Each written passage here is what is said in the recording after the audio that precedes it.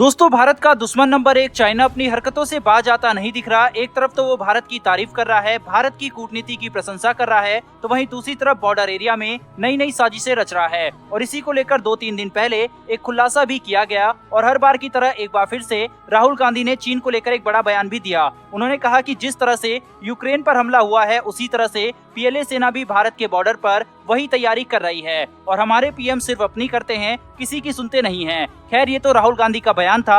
हालांकि इससे पहले भी उन्होंने भारत की विदेश नीति पर भी सवाल उठाए थे, जिसका सटीक जवाब उन्हें भारत के विदेश मंत्री एस जयशंकर जी की तरफ से मिला था। आप उनका ट्वीट भी स्क्रीन पर देख सकते हैं। लेकिन गर्मियां आते ही एक बार फिर से चीन की चर्चा तेज हो गई है और इसका कारण है उसकी साजिशें। चीन पिछले 3-4 सालों से यही कर रहा है कि सर्दियों में तो वो पीछे हट जाता है ठंड की वजह से, क्योंकि उनकी पीएलए की सेना सर्दी बर्दाश्त नहीं कर पाती। लेकिन जैसे ही गर्मियां आती है वो अपने बिल से निकल आते हैं और अब एक बड़ा खुलासा किया गया है जिससे चीन की चर्चा जोर पकड़ रही है। दरअसल पूर्वी लद्दाख में स्थित चीन द्वारा बनाए गए पेंगोंग झील पर पहले पुल के बारे में हर कोई जानता है। साथ ही चीन की हरकतों से भी हर कोई वाकिफ है कि चीन कभी भी किसी भी विवाद को छेड़ सकता है। आपको बता दें कि चीन ने पेंगोंग झील पर अवैध निर्माण करना शुरू कर दिया है और एक बार फिर से चीन ने अपनी मंशा जाहिर कर दी है। दरअसल चीन पेंगोंग झील पर दूसरा पुल बना रहा है। वैसे तो इस निर्माण को भारत अवैध बता रहा है, साथ ही साथ भारत का ये भी कहना है कि पेंगोंग झील पर बन रहा यह पुल भारतीय क्षेत्र का हिस्सा नहीं है, लेकिन यह इलीगल है। गौरतलब है कि इससे चीन और भारत के बीच लगातार चल रहे खींचातानी ने नया मोड़ ले लिया है। आपको बता दें कि यह नया पुल एलएसी से 25 किलोमीटर की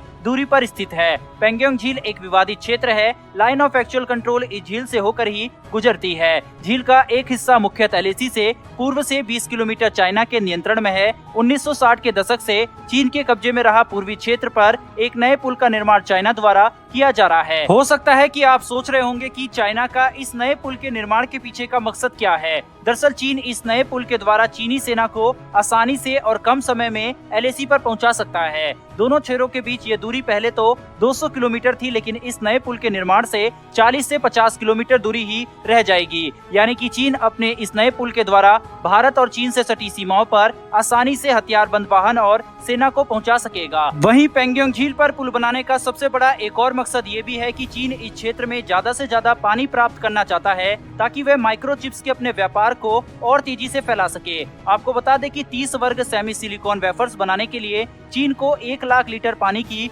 आवश्यकता होती है। इसीलिए सिंधु नदी के पानी को प्राप्त करना चीन का सबसे बड़ा मकसद है। आपको बता दें कि 2018 में चीन ने जापान और अमेरिका और ताइवान से 230 अरब डॉलर के माइक्रोचिप्स का व्यापार किया था। यह आंकड़ा किसी भी देश के लिए उसकी अर्थव्यवस्था को बढ़ावा देने में अहम भूमिका निभाता है। वहीं पर यह पहली बार नहीं है जब भारत और चीन के बीच तनाव बढ़ा हो। इससे पहले 2020 में पूर्वी लद्दाख में गलवान घाटी के पास चीन और भारत में हिंसक झड़प हुई थी। दोनों देशों ने अपने हजारों सैनिक भी तैनात किए थे। 1962 में चीन की पीपल्स लिबरेशन आर्मी ने लद्दाख और तत्कालीन नॉर्थ ईस्ट फ्रंटियर एजेंसी में मैकमोहन रेखा के पार भारत पर आक्रमण कर दिया था, जिसके बाद दोनों देशों के बीच युद्ध शुरू हो गया था। तब से ही लद्दाख के इस पूर्वी क्षेत्र पर चीन ने अपनी नजरें गड़ाए हुए है। दोस्तों, एक तरफ तो चीन अपनी हरकतों से बाज नहीं आ रहा, वहीं दूसरी तरफ भारतीय प्रधानमंत्री नरेंद्र मोदी जापान के लिए रवाना हो रहे हैं और वो क्वाड मीटिंग में शिरकत करेंगे। जापान का यह दौरा बेहद ज्यादा महत्वपूर्ण होने वाला है इंडिया के पॉइंट ऑफ व्यू से, क्योंकि खबरों की माने तो अमेरिका यूक्रेन रशिया मुद्दे को लेकर भारत पर दबाव बनाएगा